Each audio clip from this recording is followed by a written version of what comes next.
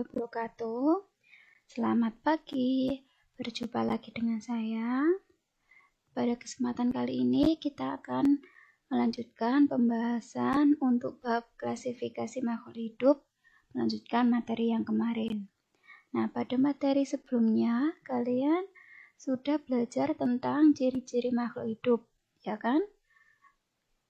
Kemudian kalian juga sudah belajar tentang bagaimana cara memberi nama makhluk hidup, yaitu dengan menggunakan sistem binomial nomenklatur.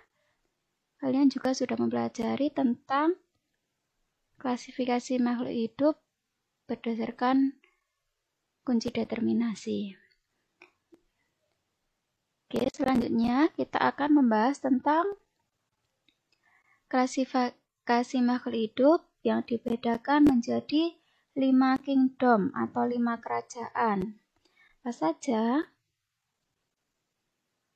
Ya, ada kingdom Animalia, ada kingdom Plantae, Fungi, Monera, dan yang terakhir adalah kingdom Protista. Yang pertama kita bahas adalah kingdom Animalia atau kerajaan hewan. Ciri-cirinya apa saja?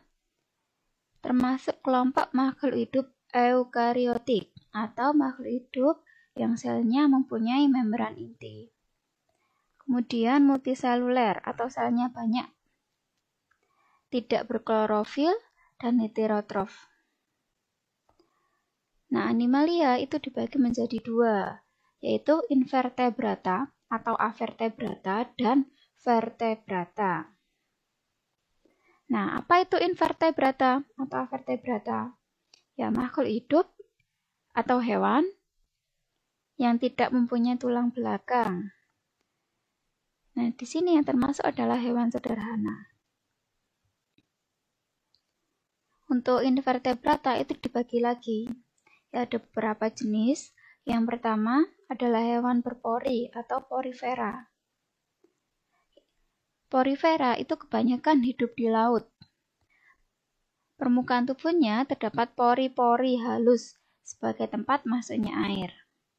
Nah, saluran tempat masuknya air ini terdapat sel-sel leher atau klonosit yang mempunyai flagel, bertugas menggerakkan air dan menangkap makanan. Contoh dari porifera ada Leucosolenia, Spongilla, Euplectella, dan Euspongia. Nah, ini salah satu contoh dari porifera atau hewan berpori. Biasanya kan kalian melihat tayangan di televisi atau video, gambar seperti ini, ya kita menganggapnya tumbuhan, ya kan? Nah, pada hal makhluk hidup seperti ini termasuk dalam jenis hewan, bukan tumbuhan. Kemudian jenis yang kedua ada hewan berongga atau Coelenterata. Ciri-cirinya tubuh berongga, mulut terletak di bagian atas yang dikelilingi tentakel. Ciri selanjutnya, bentuk tubuh ada yang melekat di dasar perairan atau polip dan ada yang hidup bebas berenang di perairan atau medusa. Contohnya, ada hidra, obelia, aurelia aurita, acropora, binatang karang, dan anemon laut. Nah, ini contohnya dari hewan berongga atau Coelenterata. Ini adalah anemon laut. Ya, ini juga termasuk hewan. Sebagai tempat tinggal ikan Nemo. Ya, jenis selanjutnya ada hewan cacing atau vermes. Ciri-cirinya, bentuknya ada yang memanjang, ada yang pipih, gilik, atau berruas-ruas. Ada yang hidup bebas dan ada yang parasit pada tubuh manusia maupun hewan. Contohnya, ada cacing tanah, cacing pita, lintah. Ya, seperti ini. Yang kalian biasa temui di tanah, cacing tanah. Jenis yang kedua dari invertebrata. Jenis selanjutnya dari invertebrata adalah hewan lunak atau moluska. Ciri-cirinya tubuh lunak dan dapat mensekresikan lendir. Tubuh umumnya dilindungi cangkang yang keras. dapat hidup di air laut, air tawar, maupun di daratan. Contohnya, ada bekicot, siput air tawar, cumi-cumi, sotong, gurita, kerang, tiram mutiara. Nah, ini bekicot. Jenis selanjutnya dari invertebrata, ada hewan berkaki beruas-ruas atau arthropoda. Ciri-ciri dari arthropoda, tubuh dan kakinya beruas-ruas. Tubuh terdiri atas kepala, dada, dan perut. Untuk beberapa jenis arthropoda, kepala dan dada ada yang menyatu, yang disebut dengan cephalothorax. Ciri selanjutnya, kulit terdapat rangka luar dari zat kitin. Contohnya yang termasuk arthropoda ada udang-udangan atau krustasea, serangga atau insekta. Serangga ini contohnya lebah, capung, kecoa. Kemudian laba-laba, arachnoida, dan lipan atau myriapoda. Lipan ini contohnya ada kelabang dan kaki seribu. Nah, ini laba-laba. Kalau kalian lihat kaki laba-laba ini kayak kayak ada potong-potongannya. Nah, ini yang disebut dengan kaki beruas-ruas. Jenis selanjutnya, hewan berkulit duri atau echinodermata. Ciri-cirinya hidup di laut, tubuhnya simetri radial dengan 5 lengan. Kemudian pada tubuhnya terdapat sistem ambulakral. Tubuh diliputi lempengan kapur yang keras atau zat kitin. Contohnya ada bintang laut, landak laut, bulu babi. Nah, ini bintang laut.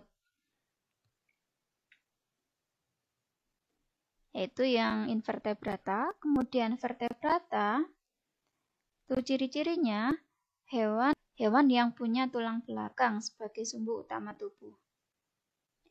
Mempunyai kerangka dalam atau endoskeleton berupa tulang-tulang rangka. Sistem organ seperti pernafasan, peredaran darah, koordinasi, dan pencernaan berkembang lebih maju dibandingkan hewan avertebrata atau invertebrata. Nah, untuk vertebrata ini dibagi menjadi 5 kelas. Ya, ini yang sudah kalian tahu. Ya, ada Pisces. Pisces itu berbagai jenis ikan bertulang keras dan bertulang rawan. Amfibi, berbagai jenis katak dan salamander. Kemudian ada reptilia, itu hewan melata, contohnya ular, ya. Kemudian ada aves, itu yang termasuk aves adalah unggas dan berbagai jenis burung. Contohnya ada ayam, bebek, ya kalau burung merpati, burung dara. Kemudian kelas yang terakhir dari vertebrata adalah mamalia. Yang termasuk mamalia adalah berbagai jenis hewan menyusui. Contohnya ada kucing, kambing, sapi. Ya. Ini contoh dari hewan vertebrata. Kingdom selanjutnya ada kingdom plantae atau kerajaan tumbuhan. Ciri-cirinya dari plantae yaitu kelompok makhluk hidup eukariotik, multiseluler, berdinding sel yang mengandung selulosa, berklorofil, dan dapat berfotosintesis dan juga autotrof. Autotrof yaitu makhluk hidup yang dapat membuat makanan sendiri. Untuk plantae dikelompokkan menjadi 2 kelompok besar, yaitu ada tumbuhan tidak berpembuluh atau talopita yang meliputi bryophyta atau tumbuhan lumut. Kelompok yang kedua yaitu tumbuhan berpembuluh atau Tracheophyta. Ini meliputi tumbuhan paku dan tumbuhan berbiji. Yang pertama, dari plantae ada Pteridophyta. Nah, Pteridophyta ini adalah tumbuhan paku atau paku-pakuan. Ciri-cirinya memiliki akar, batang, dan daun sejati. Mempunyai alat perkembangbiakan vegetatif berupa spora. Memiliki klorofil dan berfotosintesis. Hidup di tempat yang lembab, tidak berbunga, dan tidak berbiji. Nah, untuk daun muda dari tumbuhan paku itu biasanya menggulung. Contoh tumbuhan paku, ini ada beberapa jenis. Yang pertama paku purba. Ini contohnya seperti ini. Kemudian yang kedua ada paku kawat. Nah, paku kawat seperti ini. Kemudian paku ekor kuda. Ya, ini seperti sikat botol untuk paku ekor kuda. Dan yang terakhir ada paku sejati. Nih, paku sejati ini yang biasanya ada di sekitar rumah kita, ya, di tempat yang lembab. Kedua, yaitu ada bryophyta atau tumbuhan lumut. Ciri-ciri dari tumbuhan lumut tidak memiliki berkas pengangkut, mempunyai struktur yang menyerupai akar atau rhizoid, berklorofil, perkembangbiakan lumut secara vegetatif dengan membentuk spora, mengalami metagenesis atau pergiliran keturunan dalam perkembangbiakannya. Ini bagian-bagian dari tumbuhan lumut. Ya. Yang atas ini adalah sporogonium. Sporogonium ini letaknya spora. Kemudian ini ada tangkai, ini ada daun, ini batangnya. Kemudian yang bawah sendiri ini adalah rhizoid. Ini struktur yang menyerupai akar. Contohnya untuk bryophyta ada lumut hati, ya seperti ini lumut hati. Kemudian ada lumut daun.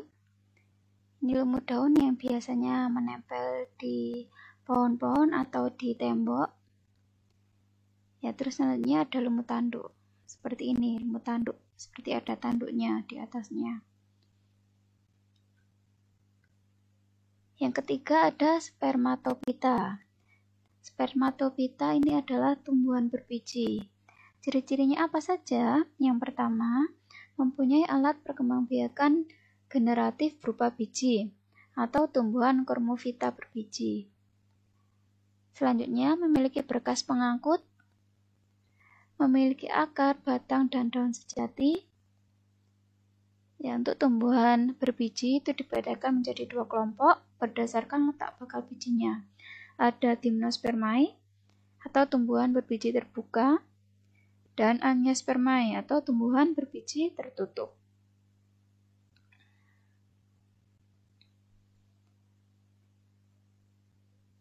Gymnospermae, ciri-cirinya berbiji telanjang karena bijinya tidak dibungkus oleh daun buah.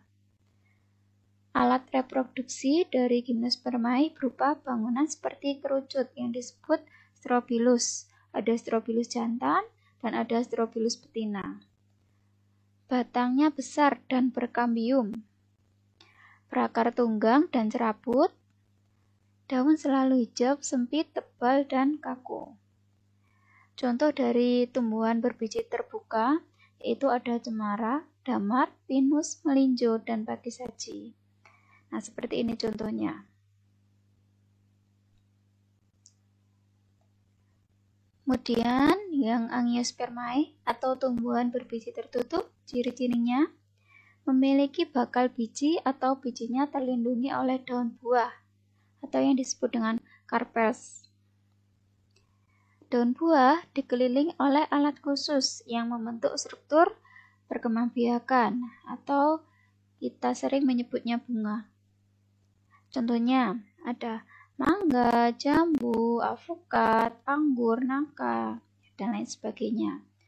Nah, untuk tumbuhan berbiji tertutup ini dikelompokkan lagi ya menjadi tumbuhan berkeping satu atau monokotil dan tumbuhan berkeping dua atau dikotil.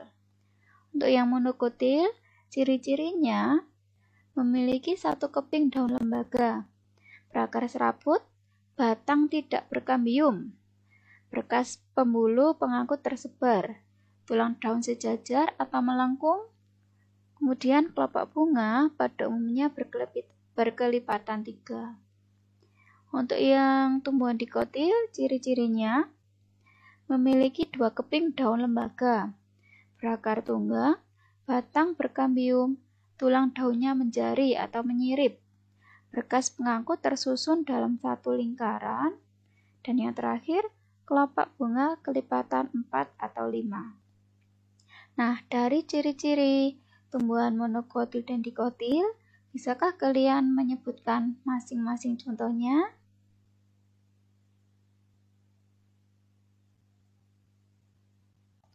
Kingdom selanjutnya ada Kingdom Monera. Ya, ciri-ciri dari Monera, selnya tunggal sederhana. Sel tidak memiliki membran inti atau yang disebut dengan prokariotik. Berkembang biak dengan membelah diri. Contohnya ada bakteri. Nah, bakteri ini ada jenis-jenisnya berdasarkan bentuk dari bakterinya. Ya, ciri-ciri dari bakteri tidak memiliki klorofil dan bersifat heterotrof. Heterotrof itu adalah makhluk hidup yang mendapatkan makanan dari makhluk hidup yang lain. Tempat hidup bakteri di mana-mana, misalnya di kulit, di mulut, di tanah, dan lain-lain. Nah, ini contohnya berdasarkan bentuknya. Ada Bacillus. Bacillus adalah bakteri yang berbentuk batang atau basil. Seperti ini contohnya. Kemudian ada Coccus. Coccus adalah bakteri yang berbentuk bola. Seperti ini. Kemudian ada Spirillum atau bakteri yang berbentuk spiral. Seperti ini. Nah, bakteri ya itu ada yang bermanfaat dan ada yang merugikan. Yang bermanfaat atau menguntungkan bagi manusia apa saja? Ada Clostridium pasteur-ianum dan Azotobacter crococum. Ini untuk mengikat nitrogen sehingga dapat menyuburkan tanah. Kemudian ada Rhizobium radicicola. Ini terdapat dalam bintil akar kacang, dapat menyuburkan tanah. Yaitu yang bermanfaat. Nah, yang merugikan apa saja? Ada Salmonella typhosa. Ini yang menyebabkan penyakit tipes. Kemudian ada Mycobacterium tuberculosis. Ini adalah penyebab penyakit TBC. Ada Clostridium tetani, menyebabkan penyakit tetanus. Terus ada Shigella dysenteria, ini menyebabkan penyakit disenteri.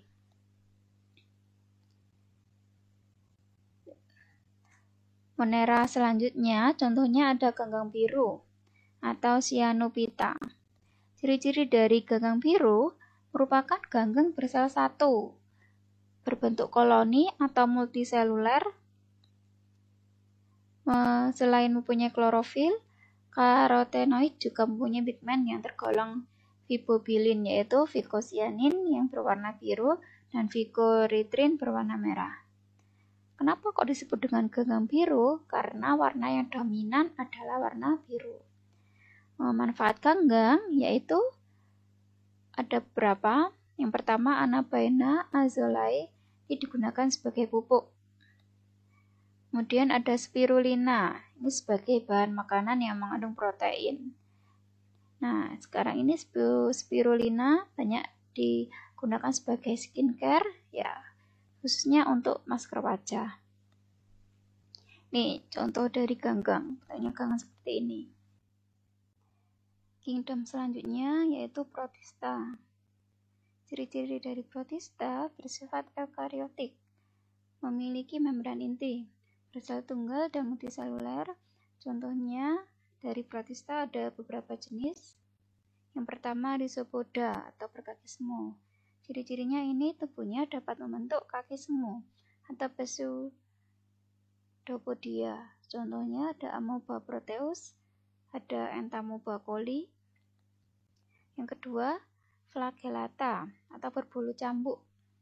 Ciri-cirinya memiliki flagel yang bergerak mirip dengan cambuk. Contohnya ada Chlamydomonas, Trypanosoma euglena.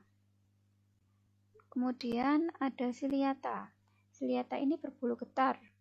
Ya, ciri-cirinya memiliki silia yang selalu bergetar. Fungsinya sebagai alat gerak dan mengambil makanan. Contohnya ada Paramecium, ada didino.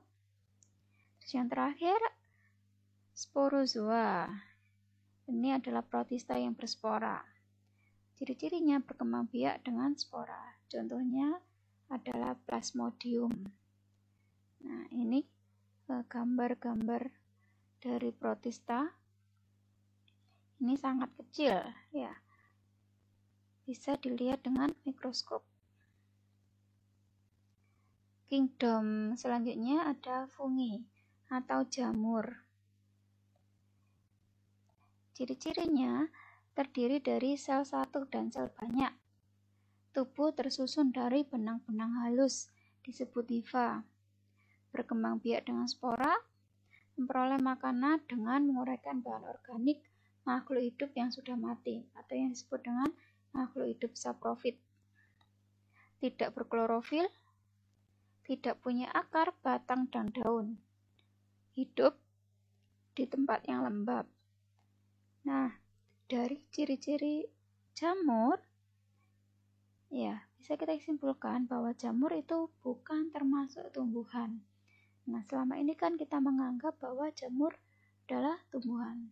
Tapi ternyata tidak. Ya, jamur itu punya kingdomnya sendiri, punya kerajaan sendiri. Nah, kenapa kok tidak dimasukkan ke dalam tumbuhan? Ada beberapa ciri yang tidak menggolongkan jamur sebagai tumbuhan. Ini misalnya, tidak berklorofil, tidak punya akar, batang, dan daun. Ya kan?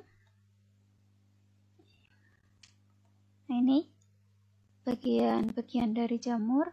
Ada hifarizoid, terus ini spora niofor, terus ini spora sebagai alat perkembangbiakannya, terus ini hifastolon. Ini juga bagian-bagian dari jamur. Contohnya ada beberapa jenis. Yang pertama ada Ascomycetes. Ya, ciri-cirinya jamur ini membentuk spora pada sebuah alat seperti kantong yang disebut dengan ascus. Misalnya Penicillium sp. Terus ada Basidiomycetes. Jamur ini membentuk spora pada sebuah alat seperti botol. Umumnya, jamur ini berukuran besar. Misalnya, jamur merang, jamur kuping. Kemudian ada jamur tidak sempurna atau Deuteromycetes. Nah, jamur ini tumbuh pada roti, sisa makanan, tongkol jagung, kotoran ternak, dan manusia. Biasanya termasuk kelompok jamur penyebab penyakit. Misal, Tinea versicolor dan Aspergillus vimuctus. Nah, ini beberapa contoh dari jamur yang sering kita temui.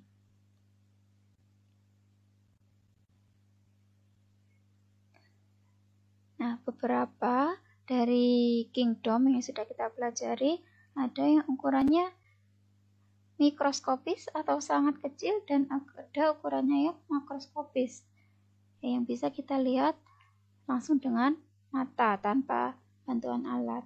Nah, bagaimana cara melihat makhluk hidup yang sangat kecil yang tidak bisa kita lihat langsung? Ya, kita menggunakan alat untuk membantu melihat, yaitu mikroskop. Nah, apa itu mikroskop? Mikroskop adalah alat bantu yang digunakan untuk melihat dan mengamati benda berukuran sangat kecil atau mikroskopis yang tidak dapat dilihat dengan mata telanjang. Fungsi utama mikroskop, ya seperti artinya, untuk melihat dan mengamati objek mikroskopis. Ini adalah bagian-bagian dari mikroskop. Yang paling atas ada lensa okuler, kemudian bawahnya ada tubus okuler. Terus ini adalah lengan mikroskop. Kemudian ini revolver. Kemudian ada lensa objektif. Ini ada 3 di sini gambarnya. Terus meja benda. Ini adalah tempat untuk meletakkan benda yang akan kita amati. Terus bawahnya ada kondensor. Terus bawahnya lagi ada diafragma. Terus di sini sebagai pengumpul sumber cahaya, di sini ada cermin. Kemudian ini adalah penjepit. Ini untuk menjepit preparat. Nah, preparat itu berisi benda yang akan kita amati. Kemudian ini ada makrometer. Ini adalah penyangga. Terus di sini ada mikrometer. Terus yang paling bawah ada kaki mikroskop. Nah, bagian-bagian mikroskop ini fungsinya apa saja?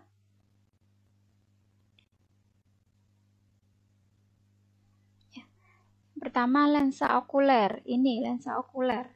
Ya, lensa okuler ini adalah lensa yang berhubungan langsung dengan mata. Mata pengamat. Fungsinya untuk memperbesar bayangan objek. Ini lensa okuler ini bisa diganti-ganti. Ya, perbesarannya ada yang 5 kali, 10 kali, dan 15 kali.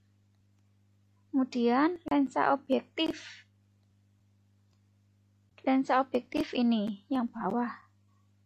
Ini adalah lensa yang berada di dekat objek atau benda yang diamati. Fungsinya untuk memperbesar bayangan benda.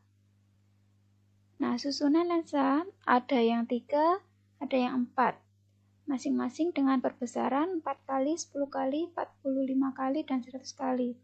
Nah, yang ada di gambar, ini ada 3 lensa yang dipakai. Itu ya. Terus di sini ada tubus okuler. Tubus okuler ini adalah tabung yang fungsinya untuk menghubungkan antara lensa okuler dengan lensa objektif. Kemudian ada diafragma. Diafragma ini fungsinya untuk mengatur intensitas cahaya yang masuk ke lensa objektif. Kemudian ada cermin. Cermin di sini ya ini dipakai bisa cermin datar dan cermin cekung. Fungsinya untuk mengarahkan cahaya pada objek. Cermin datar digunakan ketika cahaya yang dibutuhkan terpenuhi, sedangkan cermin cekung digunakan untuk mengumpulkan cahaya.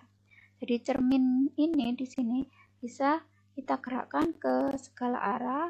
Ini fungsinya untuk mengumpulkan cahaya. Jadi kita arahkan ke arah sumber cahaya.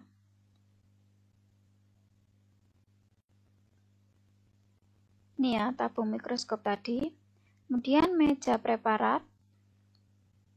Ini sebagai tempat meletakkan objek atau benda preparat yang diamati. Bagian tengah meja terdapat lubang untuk melewatkan sinar.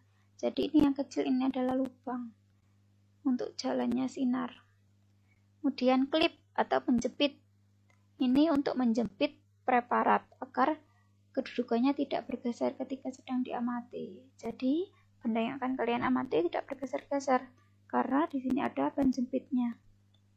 Kemudian, lengan mikroskop ini untuk pegangan pada saat memindahkan atau membawa mikroskop. Kemudian, pemutar halus ini yang kecil atau mikrometer. Ini fungsinya untuk menggerakkan, ya menjauhkan atau mendekatkan lensa objektif terhadap preparat secara pelan atau halus. Jadi ini ya untuk ini menaik turunkan ini.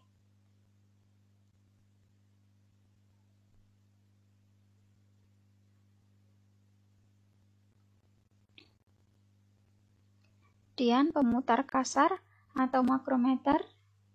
Ya ini fungsinya untuk menggerakkan tubus ke atas dan ke bawah secara cepat. Jadi untuk menggerakkan ini mejanya ini bisa dinaik turunkan dengan menggunakan makrometer. Kemudian kondensor. Kondensor ini fungsinya untuk mengumpulkan cahaya yang masuk. Alat ini dapat diputar dan dinaik turunkan. Kemudian skrup atau engsel inklinasi. Ya, ini ada beberapa mikroskop yang ininya di sini terdapat engsel sehingga mikroskop itu dapat ditegakkan atau mau dimiringkan, bisa. Nah, yang digambar ini tidak ada engsel inklinasinya. Kemudian kaki mikroskop, ini fungsinya untuk menyangga atau menopang mikroskop. Demikian yang dapat saya sampaikan untuk pertemuan kali ini. Semoga bermanfaat. Tetap di rumah, jaga kesehatan. Terima kasih. Selamat pagi. Wassalamualaikum warahmatullahi wabarakatuh.